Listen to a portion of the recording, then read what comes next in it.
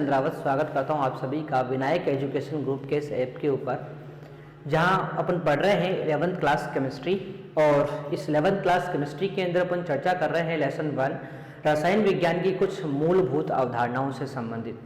प्यारे विद्यार्थियों, रसायन विज्ञान से संबंधित जो मूलभूत अवधारणाएं हैं, इनमें अपन चर्चा कर रहे हैं रासायनिक संयोग के नियमों से संबंधित। और रासायनिक संयोग के नियमों में एक नियम मैं आपको पिछले सेशन में पढ़ा चुका हूं, द्रव्यमान संरक्षण का नियम।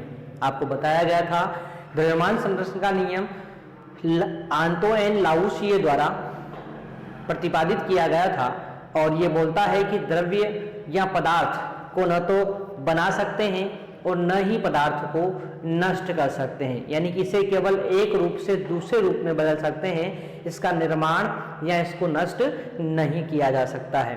ठीक है, तो ये अपन ने चर्चा कर ली थी किसकी, द्रव्यमान संरक्षण का नियम, जो आंतो एन लाउसिए द्वारा प्रस्तुत किया गया था। अब बात करते हैं तत्वों से यौगिक निर्माण से संबंधित रासायनिक संयोग के जो ये नियम हैं, उनमें अगला नियम कौन सा आता है, तो वो है आपका यहाँ पर स्थिर अनुपात का नियम, और इसके बारे में अपन चर्चा अभी करने वाले हैं। तो शुरू करते हैं आज का सेशन। नियम है अपना दूसरा, और वो है स्थिर अनुपात का नियम। स्थिर अनुपात का नियम, स्थिर अनुपात का जो नियम है, ये दिया गया था एक फ्रांसीसी रसायनज्ञ थे जोसेफ प्राउस्ट, इनके द्वारा दिया गया था। तो अपन बात कर लेते हैं इस नियम का प्रतिपादन, इस नियम का प्रतिपादन जोसेफ प्राउस्ट द्वारा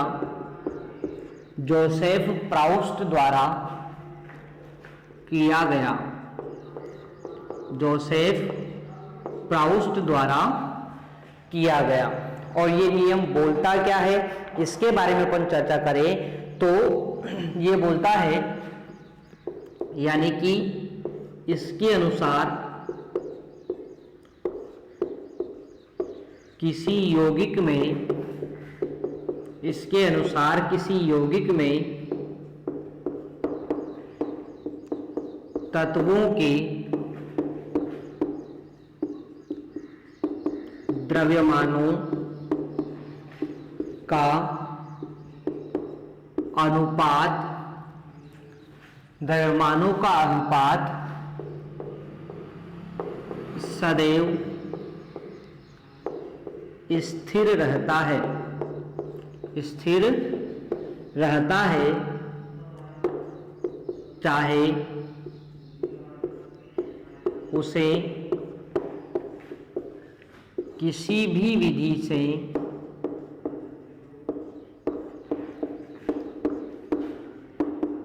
प्राप्त किया जाए।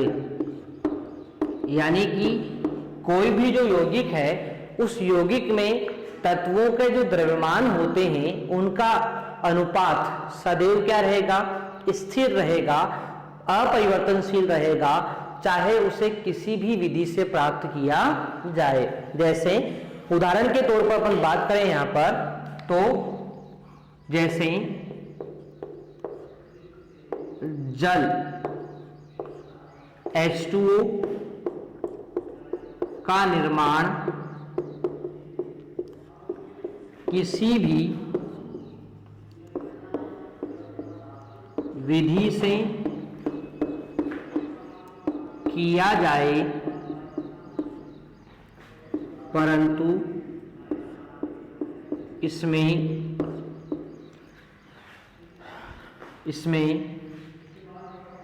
हाइड्रोजन व ऑक्सीजन के द्रव्यमानों का अनुपात सदैव स्थिर रहता है,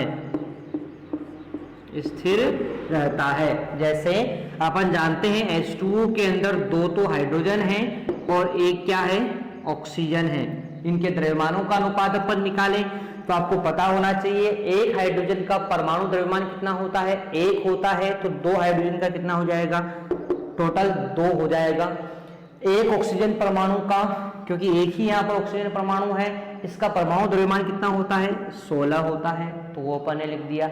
अब इनके द्रव्यमानों का अनुपात अपन यहाँ पर निकालें, ये ध्यान रखना ये द्रव्यमान है, तो द्रव्यमानों का अनुपात अपन निकालें तो 2 से अपन इसको कट कर सकते हैं, तो यहाँ पर क्या आ जाएगा 1:8 आ जाएगा।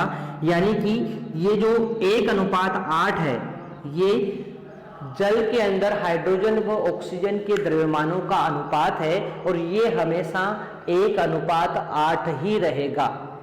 चाहे इस जल को, चाहे इस H2O को आप लोग कोई सी भी विधि से प्राप्त कर लो, इसमें हमेशा हाइड्रोजन और ऑक्सीजन के द्रव्यमान जो होते हैं उनका अनुपात हमेशा 1:8 ही आपको प्राप्त होगा।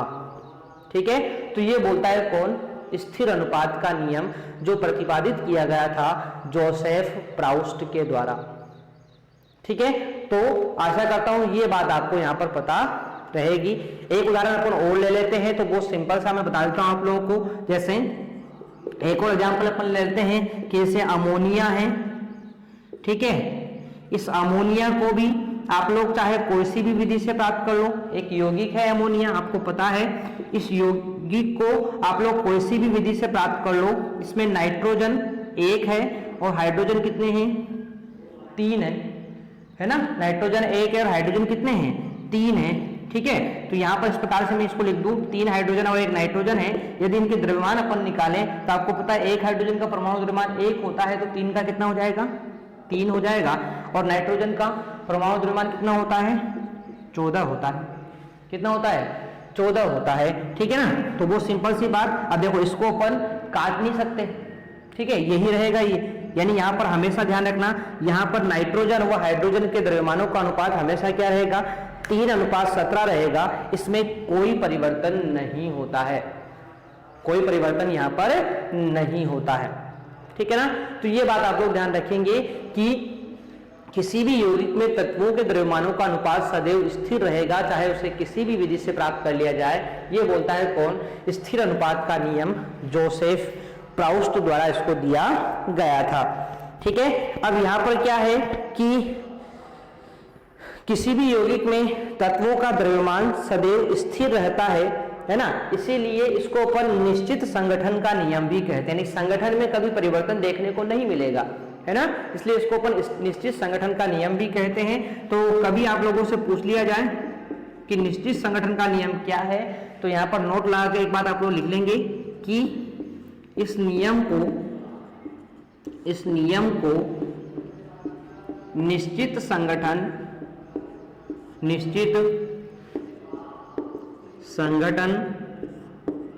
का नियम भी कहते हैं। निश्चित संगठन का नियम भी इसको कहा जाता है।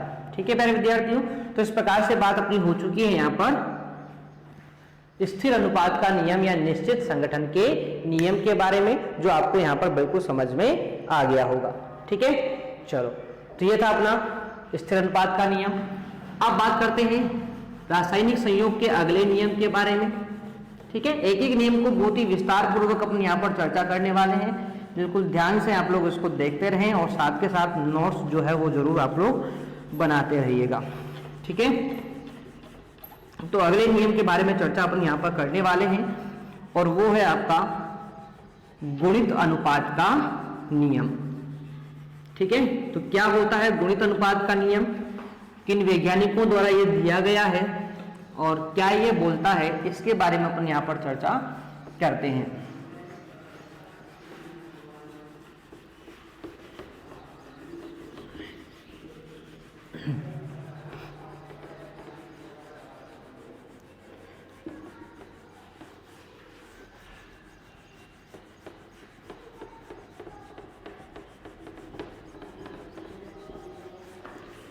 तो टॉपिक है अपना अगला नियम गुणित अनुपात का नियम।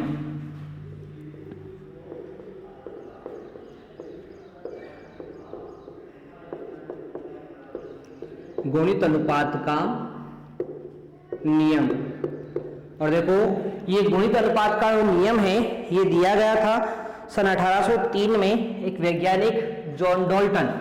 ठीक है, तो यह नियम 1803 में डाल्टन द्वारा प्रतिपादित किया गया, प्रतिपादित किया गया था, किया गया था। ठीक है, 1803 में जॉन डाल्टन के द्वारा यह नियम प्रतिपादित किया गया था। और यह नियम बोलता क्या है, तो इसके बारे में चर्चा करें तो यह नियम बोलता है, इसके अनुसार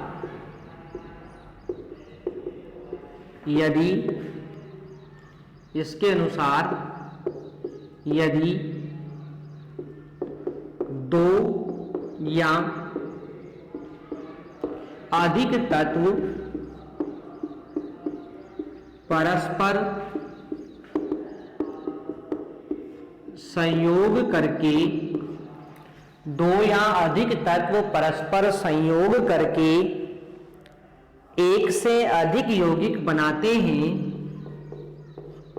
एक से अधिक यौगिक बनाते हैं, तो बनाते हैं तो एक तत्व के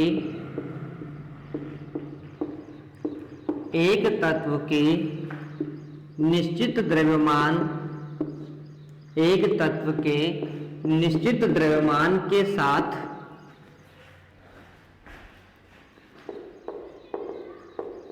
संयोग करने वाले दूसरे तत्व का द्रव्यमान सदैव सरल अनुपात में होता है, सरल अनुपात में होता है। ठीक है, अब इसको अपन उदाहरण की सहायता से समझने का प्रयास यहां पर करें तो देखो, एग्जाम्पल आपको यहां पर दिया हुआ है कि हाइड्रोजन तथा ऑक्सीजन आपस में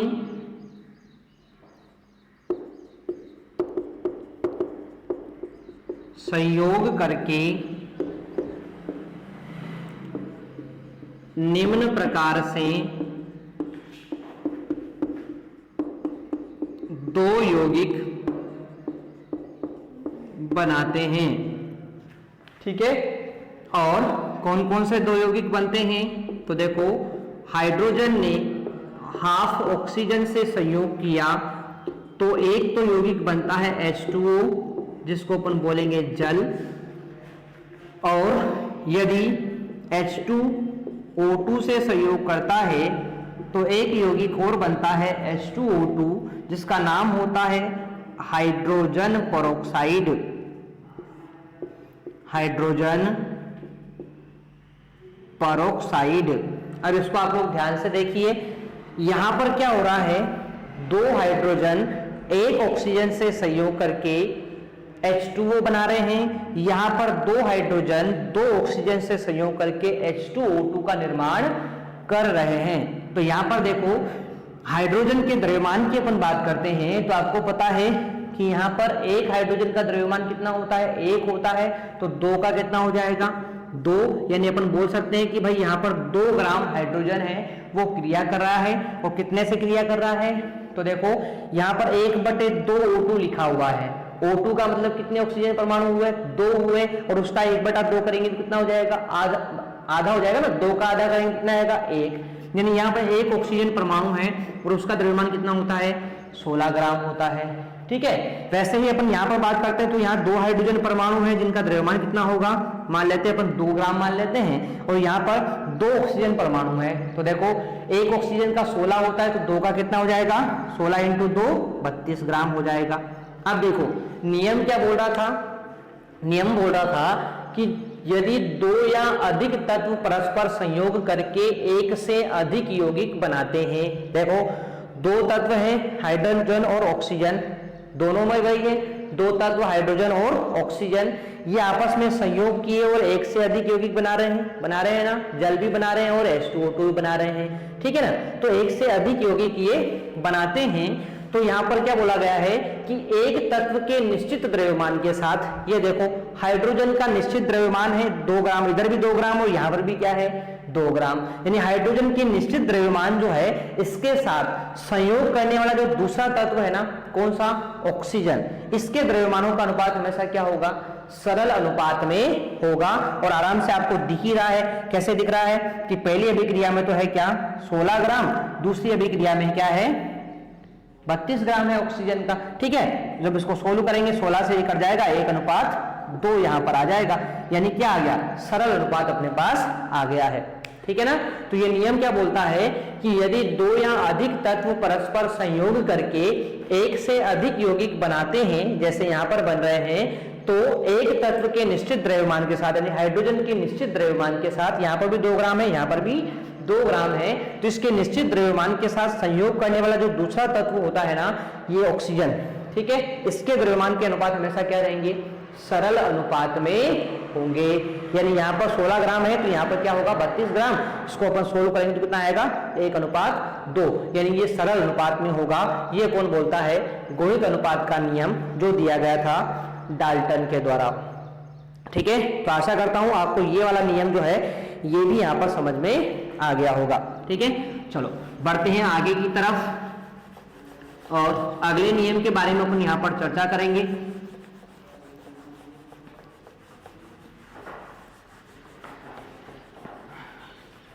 तो अपने पास रासायनिक संयोग के जो कुल 5 नियम हैं, उनमें से अपन ने यहाँ पर 3 नियम कंप्लीट कर लिए हैं।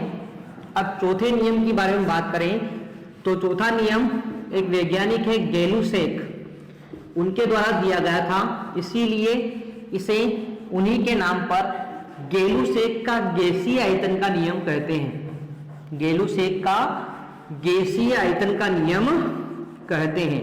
अब ये नियम बोलता क्या है, इसके बारे में अपन यहाँ पर चर्चा कर लेते हैं, ठीक है। चलो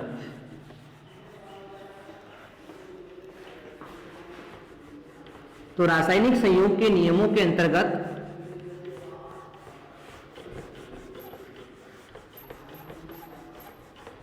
तीसरे नियम के बारे में चर्चा करते हैं।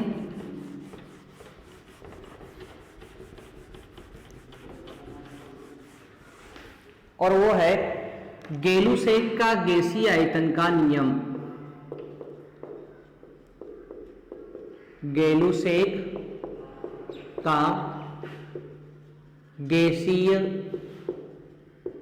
आयतन का नियम। अब देखो प्रतिपादक बताने की तो कोई जरूरत है ही नहीं, क्यों नहीं है, क्योंकि नाम में आ रहा है गैलुसेक का, है ना, यानी किसने दिया था, ये गैलुसेक द्वारा प्रतिपादित किया गया था। और फिर भी मैं बता देता हूं आप लोगों को कि यह नियम 1808 में गैलुसेक द्वारा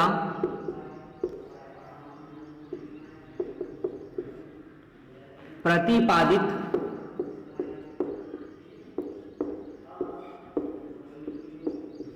किया गया था, ठीक है। अब ये बोलता क्या है, तो देखो इसके अनुसार समान ताप व दाब पर समान ताप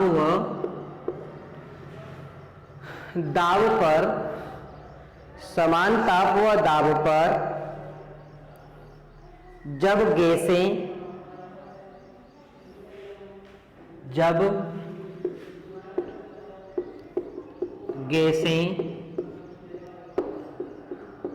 परस्पर संयोग करती है तो उनके आयतन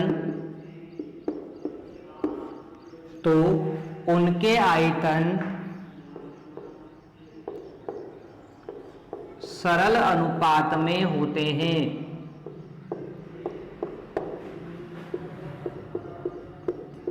सरल अनुपात में होते हैं। ठीक है, तो नियम बोलता है कि जब दो या जब गैसें परस्पर समान ताप और दाब पर संयोग करती है तो उनके आयतन हमेशा क्या होंगे, सरल अनुपात में होते हैं।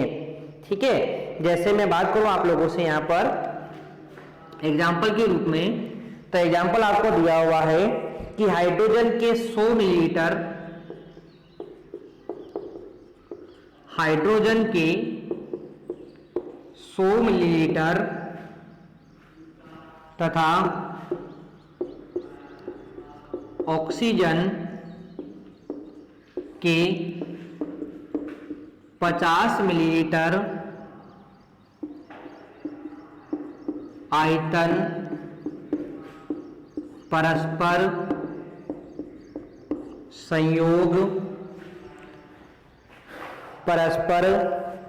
संयोग करके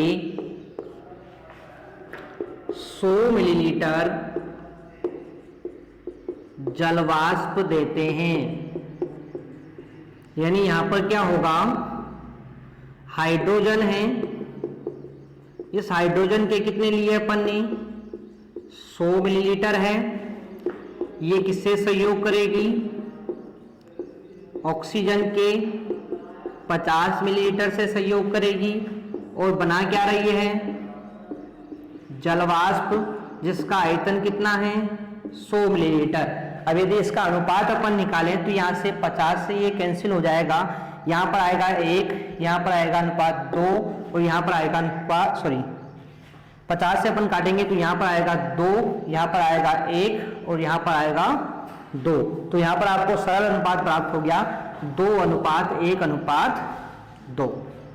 ठीक है, तो इस प्रकार से बताया गया है कि जब गैसें परस्पर संयोग करती है समान ताप व दाब पर तो उनके आयतन सरल अनुपात में होते हैं। तो ये कुल 3 नियम अपने आज पढ़े हैं, स्थिर अनुपात का नियम, गुणित अनुपात का नियम और गेलुसेक का गैसीय आयतन का नियम। आशा करता हूँ आपको ये बात बिल्कुल समझ में आ गई होगी। मिलते हैं नेक्स्ट सेशन में, तब तक के लिए टेक केयर, बाय।